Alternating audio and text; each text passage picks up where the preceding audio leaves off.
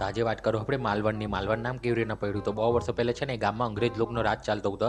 તો છે ને ગામવાળા પર એ લોકો રાજ કરતા હતા અંગ્રેજ લોકો. તો ખેતીવાડી બહુ કરાવતા હતા અને ઓછા જ પૈસા આપતા હતા. એના બદલામાં ઓછો જ ખાવાનું ને એવું રાખતા હતા. તો બધા લોકો કંટાળી ગયેલા હતા આખા ગામવાળા. તો ગામવાળાએ ડિસાઈડ કર્યું કે આ અંગ્રેજ લોકોને ભગાવવું પડે એમ કરીને.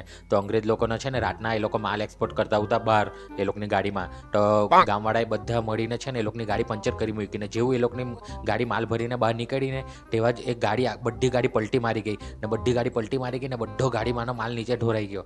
બધો માલ નીચે ઢોરાયો. ગામવાળા બધા દોડ્યા માલ ઉચકવા માટે નીચેથી. તો બધા ગામવાળા અડ્ડા તે બાજનો માલ વણો એમ કરીને બધો માલ ગામવાળાએ વણી લીધો. અને અંગ્રેજ લોકોને બ્લેકમેલ કર્યો કે તમે જો એથી નહીં ભાગી જાઓ ને તો અમે તમને એક બી માલ નહીં આપવું એમ કરીને બધો માલ અમે કબજે લઈ લઉં. તો અંગ્રેજ લોકો એમ કે નહીં અમારા માલ અમને આપી દો, અમે જતા રહેવું ગામ છોડીને.